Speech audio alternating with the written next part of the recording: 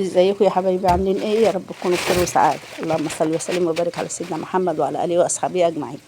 زهقتوا بقى من اللحمه والفراخ والبط والمحشي والكلام ده كله، وتعالوا نعمل سمك مشوي.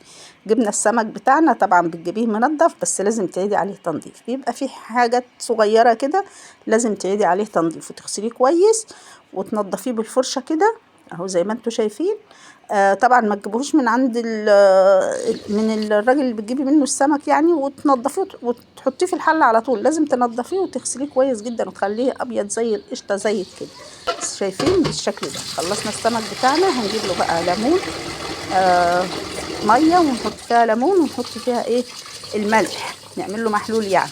تمام. ونحط بقى الملح بتاعنا اهو، خشن بقى او ملح ناعم، ملح صخري يعني او ملح ناعم مش مشكله، احنا عندنا بنسميه ملح خشن. بعد كده بقى هنزل بالسمك بتاعنا في المحلول ده وهنسيبه 10 دقايق بس. هنا بقى خلاص هطلع السمك بتاعي من الميه واشطفه شطفه تانية بعد الليمون والملح. وهنجيب الملح بتاعنا بقى، نتبل السمك تتبيله صغيره كده بالملح، لان بعد كده هحط له الخلطه بتاعته. تمام. الخلطه اللي هتشوفوها معايا الوقت في الفيديو ان شاء الله. بعد ما اتبله كده بالملح هرصه بقى في المصفى بتاعتي عشان يصفي ميته. تمام. بالشكل ده. تحاولي تحطيه مظبوط، ما تخليش واحده معوجه ولا واحده نازله كده ولا كده، علشان ما يتعوجش معاكي وياخد شكل مش حلو. تمام. تمام. خلصنا بقى السمك بتاعنا، هنجيب الخلطه بتاعتنا بقى. ليمون، قشر ليمون وقشر برتقان، اي برتقان، استفندي، برتقان بصره، اي برتقان عندك جمعيه وحطيه في الفريزر، ولما تيجي تستخدميه طلعيه اسلقيه. خدي ميته، اغسلي منها الفراخ، اغسلي منها البط، اغسلي منها الوز، اغسلي منها اي حاجه، بتبقى جميله جدا. والخلطه دي هنغسل منها برضو اي انواع من اللحوم، تحطيها في الميه، بتبقى جميله جدا وريحتها خطيره جدا. هنغسل منها الحوض وهنغسل منها كمان الارضيات، وهتبقى مفيش ريحه زفاره للسمك خالص. الخلطه دي جميله جدا يا جماعه ورهيبه جدا. بتسلقي الليمون وقشر البرتقال مع بعض، تاخدي ميتهم زي ما قلت لك، وبعد كده بتضربي الخلطه دي في الخلاط وتحطيها في بطرمان وتحطيه في التلاجة. بتحتفظي بيه بقى، بتغسلي بيه جميع انواع اللحوم، تغسلي منه الاحواض والارضيات وكل حاجه. هنا بقى خلصنا الحوض بتاعنا بقى جميل جدا. نروح بقى للسمك، نجيب الردة بتاعتنا من عند العطار، ننزل بالسمك في الردة بالشكل ده، وبعد كده تحطيه في الفرن. امان عليكم بقى تصلوا بينا على النبي في التعليقات، ما تنسوش تدعوا لاخواتنا في فلسطين وغزة ان شاء الله، ربنا يطعمهم من جوع ويأمنهم من خوف ويرحم شهدائهم ويشفي مرضاهم، اللهم امين يا رب العالمين. اجمل سمك هتاكليه النهارده بالطريقه الجميله دي. تعالوا بقى نوديه على الفرن. بعد كده ما حطيناه في الرده هنوديه بقى على الفرن. انا عندي الفرن اللي هو بخبز فيه، فشويت فيه النهارده اهو. رصيت السمك في الفرن زي ما انتم شايفين كده بالظبط اهو. والفرن تسخنيه الاول، درجه حراره، اعلى درجه حراره عندك تسخنيه جامد، تسخني البلاطه بتاعته جامد. لو بتعمليه في الصاج برضو بتسخني الصاج وعلى البوتاجاز وبتشويه، تسخني الصاج جامد.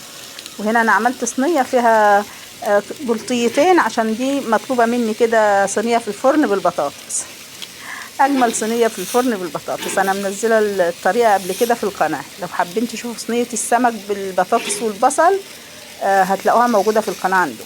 هنا بقى السمك بتاعي استوى، هنزله في الخلطه. والخلطه عباره عن توم وفلفل وكمون وبابريكا وعصره ليمون وشويه خل صغيرين. تمام.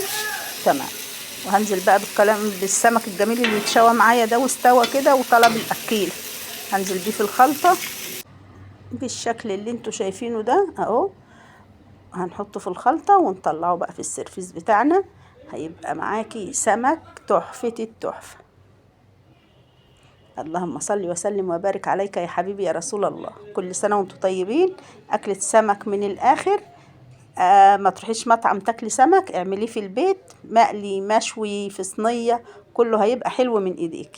المهم ان انت تاكلي اولادك حاجه نظيفه، حاجه جميله كده من ايدك، وهيبقى طعمها احلى واجمل 100 مره من اللي بتشتريه من بره. حطي لايك للفيديو زي ما قلت لك، ولو اول مره تشوفيني اشتركي في قناتي وشرفيني. ما ننساش الدعاء لاخواتنا الفلسطينيين وغزه، ربنا ينصرهم ويطعمهم من جوع ويأمنهم من خوف، اللهم آمين يا رب العالمين.